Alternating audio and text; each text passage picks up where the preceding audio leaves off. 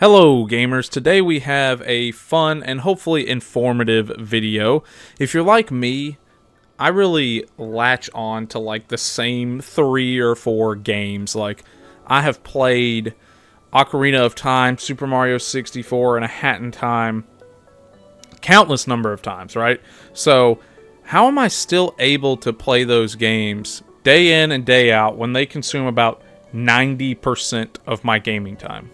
Well, that's what we're discussing today. Maybe if you're like me, you've been playing Mario 64 for basically the last 3 decades. How can you keep something like that fun and engaging after almost 30 years? Well, let's go over some fun ideas. Now, if you are a hardcore gamer or a creative one, you've probably tried some of these, or at least have heard of a couple of these, because some of these are kind of like my own personal doing. Some of these are ones that you'll read on the internet and are very popular. So the example we're going to start with right now is Legend of Zelda, because that game is super popular. A lot of people love it. If you follow my channel, odds are you're a big Zelda fan. So Ocarina of Time specifically is a game that I play over and over and over. I've played it to death at this point. So here's a couple of fun variants you can play to, again, keep it fresh. That's the 3 Heart Challenge. This is probably the most popular difficulty modification you can make to Ocarina of Time. Or at least it's the most popular one by far. As the name suggests, you literally just try to beat the game with 3 heart containers. This means you bypass getting heart pieces, you bypass getting heart containers. You just literally try to beat the game with 3 heart pieces. Another, it's not really a spin-off of that, but another version that I'll try to do from time to time is a No Deafh Run. I don't put the same 3 heart limitation on this run. It's just simply no fairies, no potions, no recovery hearts. Really, it's as difficult as you want to make it. Some people do the no fairies, so if they die, they're just dead, right? But if that's hard, you can always keep a fairy with you, but that kind of defeats the point of what we're trying to do here, right? So you can modify that. Getting no recovery hearts is kind of extreme, but if you're looking for a real challenge, try not to die while getting no recovery hearts, right?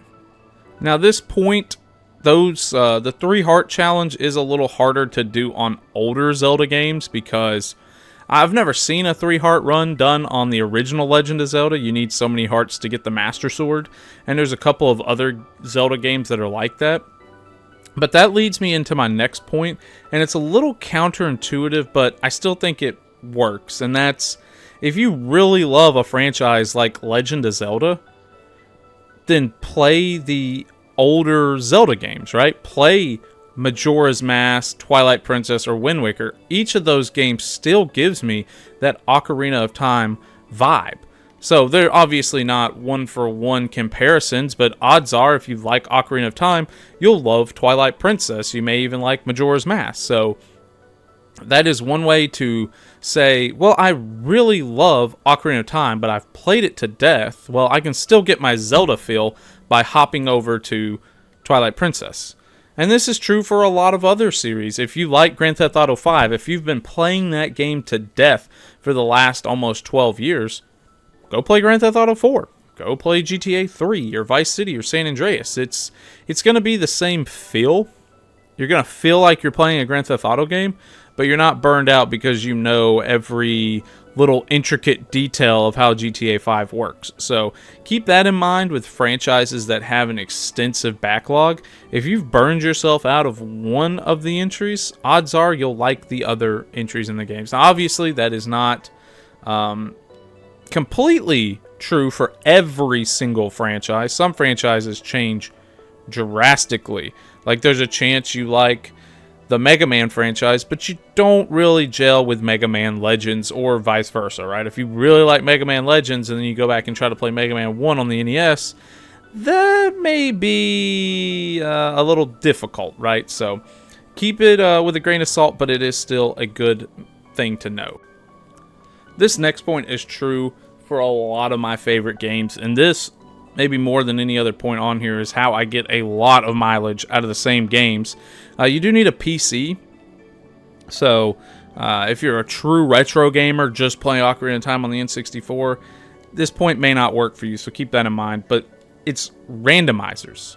From Mario 64 to Ocarina of Time to Pokemon, I get a lot of mileage out of randomizers.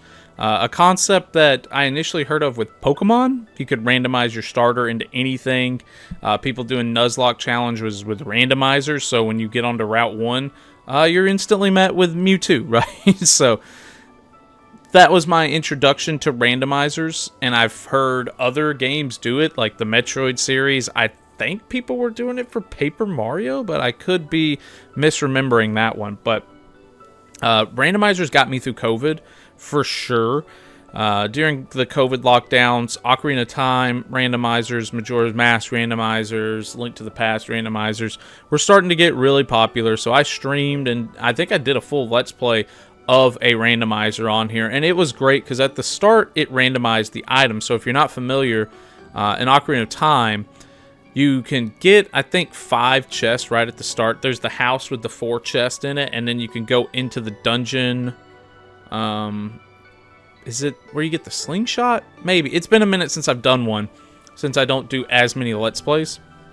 But there's a couple of chests right there in the Kokiri Forest that you can get, and you can get bombs. You can get, I don't know if you can get the Master Sword, but you can get a lot of different items right from the gate, and that dictates where you can go. If you get the ocarina, then you can do certain things. If you get the bombs, then you can do certain things. You get the slingshot, right? So no playthrough is the same. And if that wasn't great enough, there's dungeon randomizers where you can go into the forest temple and it takes you to the fire temple. And I think there's a bunch of different entrance randomizers. So it's crazy. It's truly crazy. I don't even remember what all sanity looked like at the time when I stopped, because there was shop sanity, so key items could be moved into the shop. It kept building on itself and building on itself, and it was truly amazing. For Mario 64, the randomizer would just put stars in random locations, and if you thought that you had mastered that game and you knew every fluid movement, doing those randomizers can really, really test you on seeing if you can get a new hard star, because I don't even know if it used a logic system. It may have just thrown the stars willy-nilly, you know? So sometimes you had to get really creative to figure that out. And while not every game has randomizers, but still on the PC, a lot of games have mods. The Bethesda games and Half-Life are notorious for their mod support. They, like the Fallout games and the Skyrim games have built, or the Elder Scrolls games, have kind of built a reputation as being these really intensive mod simulators. And on top of that, there's A Hat in Time. Again, A Hat in Time is one of my favorite games because of the fan-supported mods. People go in and make their own levels. It's like getting to play a Mario 64 ROM hack, which those are other ones, right? N64 games have a lot of mod hacks too. The mod scene is really robust in the N64 scene. So if you're burned out of playing the same game over and over, look and see if there's mod supports online, because it'll be a fresh, inventive way to play some of your favorite games. Now, we already said that Pokemon can use randomizers, but we're going to give Pokemon a whole section here. It's the largest IP. A lot of you who follow my channel will probably at least have played a Pokemon game in the past, even if it's been since Red and Blue, and you're feeling nostalgic and you want to go back and play Red and Blue some. Here's a couple of fresh ways to spruce up your Pokemon Let's Plays, right? And Pokemon is kind of a stand-in for RPGs at large. Now, true, a lot of these work better with the monster catching format, but some of these can be extended to just general party configuration games. So what I mean by that is, in Pokemon, if you use the same 6 Pokemons over and over and over, the easiest way to breathe life into it is to just use a different set of 6, or at the very least a different starter. Pokemon is one of my Stranded on a Desert Island games because it just inherently invites replayability. So I play Pokemon Red and Blue, I'm mostly using Squirtle, which means I can get a whole new outlook on the game by just using Bulbasaur or just using Charmander. Just using those two alone have already changed up how I have to approach the first gym. If I use Squirtle all the time, okay, I'm going to breeze through Brock and kinda had to grind to get through Misty, and then it's a nightmare to get through Lieutenant Surge. But if I take Charmander, I'm at a disadvantage already to Brock. It's going to be way harder to lean on my starter. And it's going to be nearly impossible to beat Misty. And then finally I can kind of break even against Lieutenant Surge. So it's kind of an inverted playthrough, right? So another way to do that is to just catch Pokemon you've never really caught before. Like, let's say you've never used Golbat, because, I mean, who in the world wants to use Golbat? So force yourself to kind of use a Pokemon you haven't done before. Another way to do it is to use a not fully evolved team. So again, if you pick Bulbasaur, maybe you can use Ivysaur, but you can't use Venusaur. Or, you know, you can go the Ash Ketchum route and just use Pikachu and never evolve it into a Raichu. Another way to add difficulty is to just use your starter or just use one Pokemon. So you can just use Charmander, Charmeleon, and Charizard. Or maybe you catch a Caterpie and you just use Caterpie, Metapod, and Butterfree.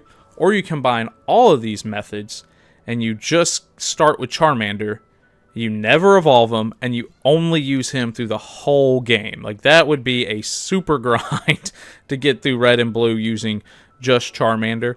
The biggest, most popular way to modify Pokemon, of course, is through a Nuzlocke. And I'm not the king of Nuzlocks. I don't really do them. They've never really been super interesting to me, but the general gist is when you get to a new route, you can only catch the first Pokemon you've seen there. So if you kill it, you don't get to use it, right? If you had to run, you don't get to use it. If it knocks you out, whatever, right? There's a whole rules about it. And then if your Pokemons die, you can't use them anymore. You can't revive them. Some people go as far as to let them go. Other people just put them in their PC. So one way that I modified this even further, this was a Let's Play I did, I don't even know, 5-6 years ago. Who knows at this point? But I type locked my Nuzzlocks, so I could only use flying Pokemon, which of course is pretty difficult. Flying Pokemons are kind of hit or miss, so I had to beat the whole Elite Four using nothing but flying types. So Pokemon, the community has been really creative in how they handle Pokemon modifications. So there's so many ways to modify it. But again, I said it's a stand-in for larger RPGs. So think about Final Fantasy VII.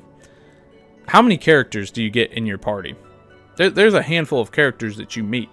6 or 8 characters. And you can only use 3 of them. So if you're like me, you kind of gravitate towards your 3 favorite, and those are the only 3 you use for the majority of the game, right? But what if you mix it up, right? Like if you find yourself depending on Cloud, what if you just throw them in the back of the party? Like, all right, I'm not going to rely on Cloud. I'm going to have to use one of these other characters. So there's a handful of RPGs that handle the party system this way. They give you more characters than you can possibly use.